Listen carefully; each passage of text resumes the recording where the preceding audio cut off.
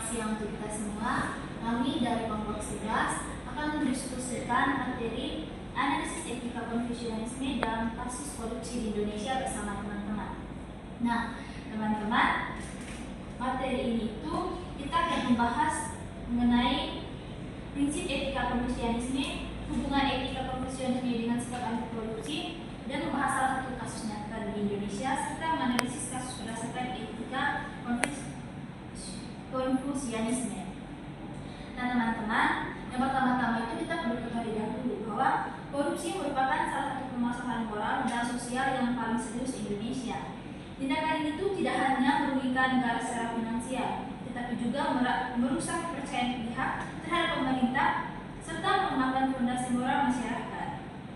Salah satu data dari Transparency International menunjukkan bahwa Indonesia masih berada pada peringkat ke-115 dari 180 negara dalam indeks persepsi korupsi tahun 2003 yang menandakan bahwa praktik korupsi masih menjadi tantangan besar dalam tata kelola pemerintahan.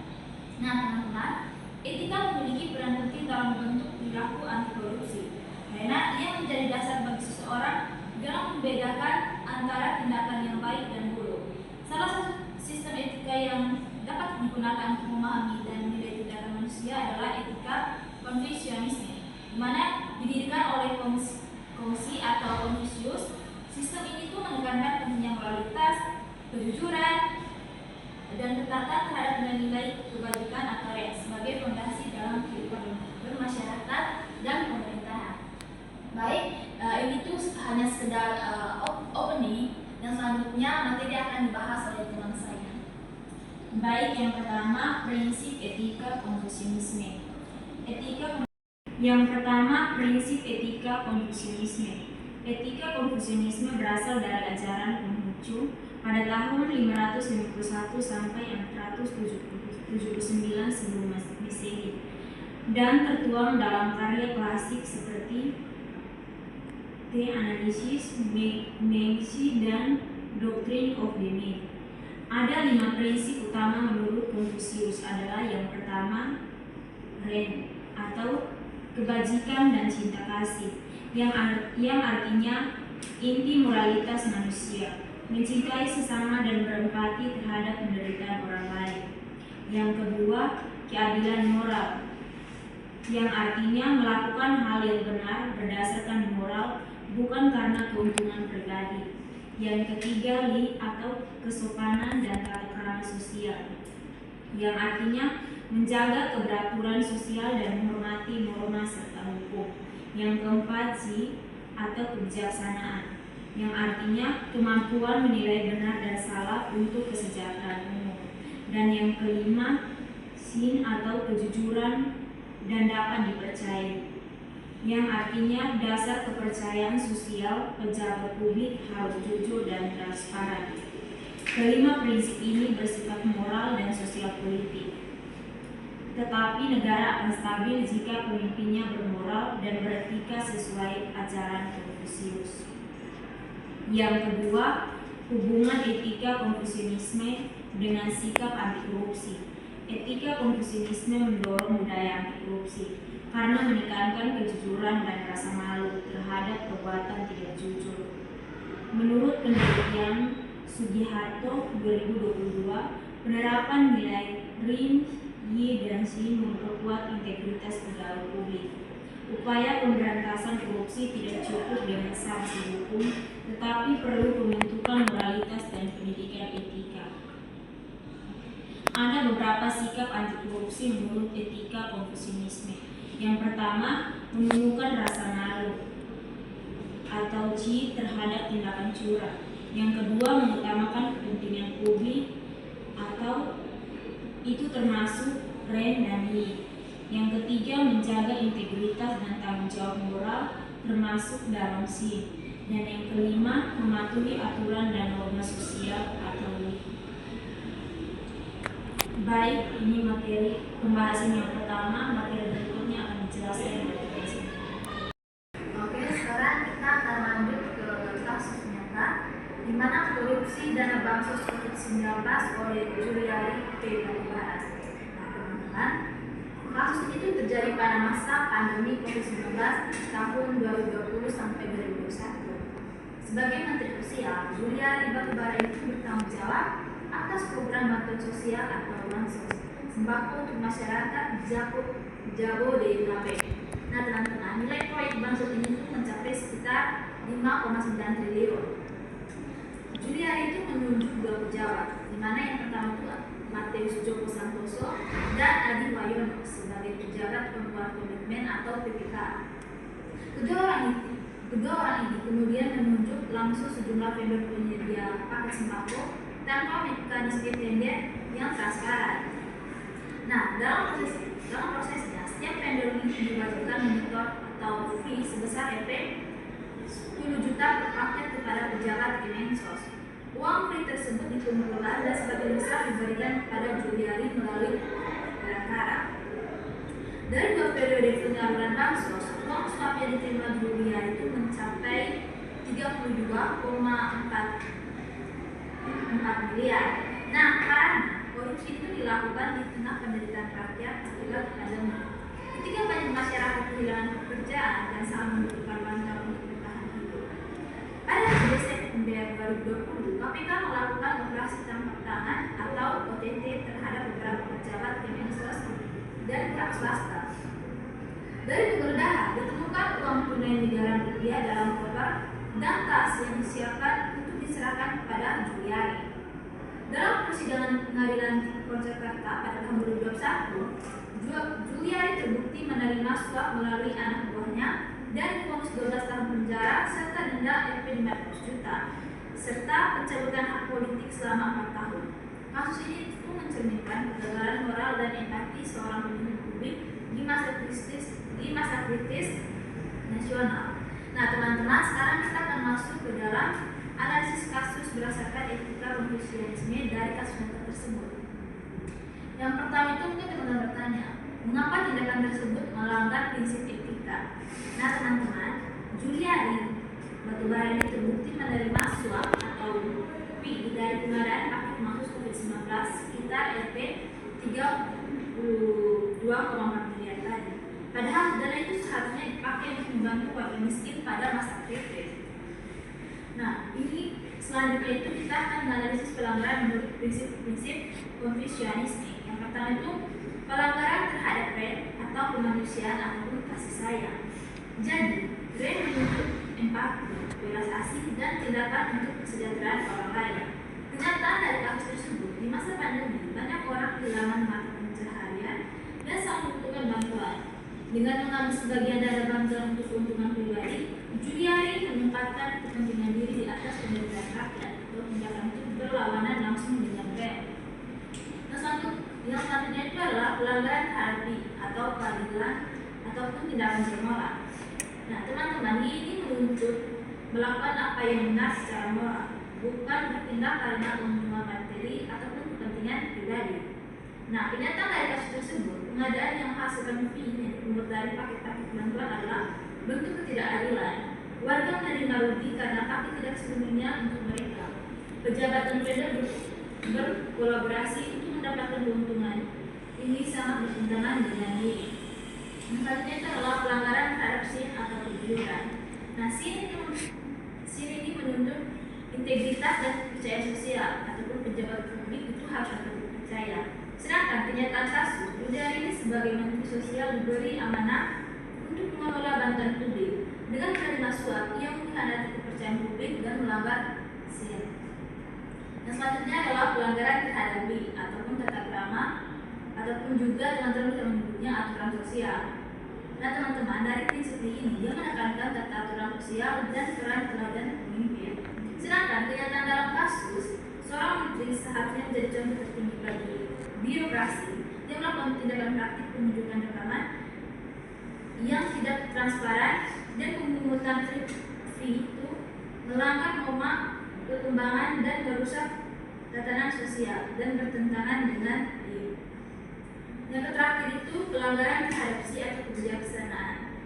Nah teman-teman, prinsip dari SI ini menandakan kebijaksanaan moral ataupun kemampuan benar meski ada godaan.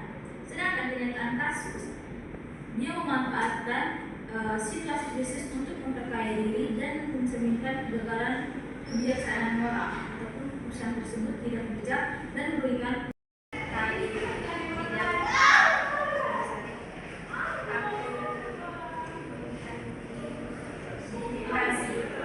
dan yang kedua itu harus mendorong produk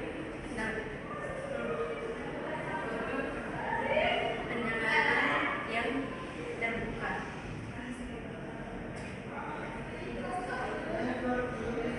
Yang kedua itu bersikap jujur dan bertanggung jawab. Ketiga, menjadi kesalahan atau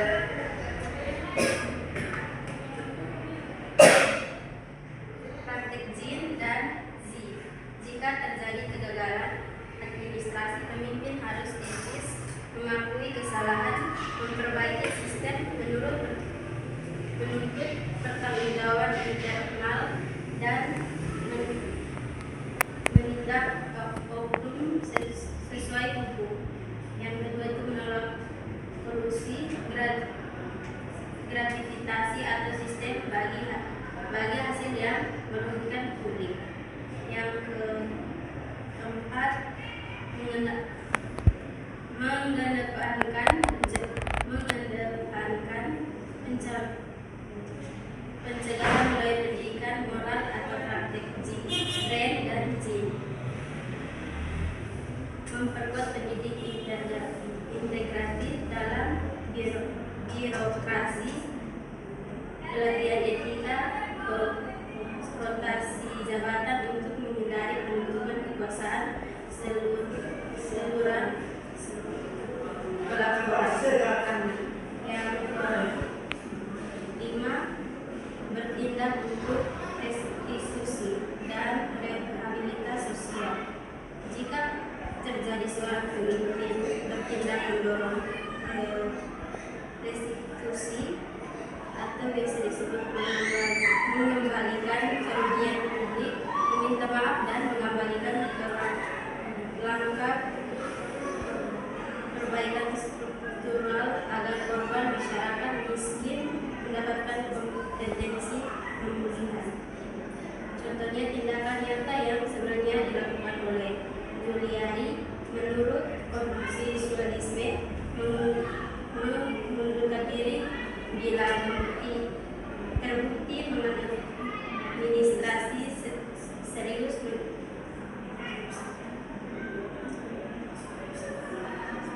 bekerjasama penuh dengan menegakkan hukum dan memperbaiki tata kelola untuk mencegah penularan. Yang ketiga itu nilai-nilai moral yang dapat dipetik oleh mahasiswa dan masyarakat. Kasus ini mendukung pelajar moral yang penting untuk dapat dirinci sebagai berikut terhadap dengan indikasi praktis untuk mahasiswa dan masyarakat umum. Yang pertama itu kejujuran jin, integritas sebagai moral atau sosial. Yang pertama itu belajar kejujuran bukan sekedar nilai akademis tetapi landasan kepercayaan publik. Yang kedua itu implementasi mahasiswa terhadap tegakkan integritas dalam ujian dan tugas, tolak plagiarisme dan kecurangan, bangun reputasi dan rasa dipercaya. Yang kedua itu empati dan kepedulian sosial akademik. Pelajar pendidikan publik harus didasari dari rasa kemanusiaan. Yang kedua itu implementasi mahasiswa berpartisipasi dalam kegiatan kemanusiaan, advokasi bagi kelompok miskin serta mendidikan pemimpin yang peduli. Yang ketiga itu keadilan di penerapan tulis, yang dimana pelajar kemudian memerlukan struktur yang adil dan perilaku moral individu. Yang kedua itu integritas mahasiswa mendukung transparansi pelaku melihat ketidakadilan dokumentasi dan laporan secara etis. Yang keempat itu akuntabilitas dan tanggung jawab publik. Adversi pelajar jabatan adalah amanah. Pemegang jabatan wajib bertanggung jawab setia keputusan kepada keputusan. Yang kedua itu kebijakan moralzi, berpikir secara sebelum bertindak. Yang ketiga itu pelajar berkeputusan secara tanpa menguntungkan jangka pendek jika merusak moral dan reputasi jangka panjang. Yang terakhir itu praktik pencegahan, di mana pelajar mencegah lebih efektif daripada hukum semata. Yang kedua itu implementasi masyarakat, mendorong reformasi pengadaan transparansi kontrak publik dan daftar menerima bantuan dan mengawasi implementasi masyarakat sipil. Sekarang kita masuk ke atas dari teman-teman. Kasus korupsi dana bantuan COVID bantu sosial COVID-19 tadi yang melibatkan mantan Menteri Sosial Juliari Batubara itu merupakan untuk menyatakan penyalahgunaan wewenang dan pelanggaran moral di tengah krisis kemanusiaan. Teman-teman, tindakan tersebut bukan hanya melanggar sipil, tapi juga menyalahi prinsip-prinsip utama etika profesionalisme, yaitu REM, I, Li, Zin, dan Si. Nah, teman-teman, ada pun refleksi moral yang dapat kita ambil, yaitu dari perspektif etika profesionalisme, kasus korupsi dana bansos ini itu memberikan pelajaran moral yang mendalam bagi seluruh lapisan masyarakat, khususnya mahasiswa sebagai generasi penerus bangsa. Oke teman-teman, untuk kelanjutannya mungkin teman-teman bisa membaca materi yang sudah kami bagikan, dan juga mungkin dari teman-teman ada yang ingin bertanya. Oke, mungkin itu saja yang dapat kami sampaikan.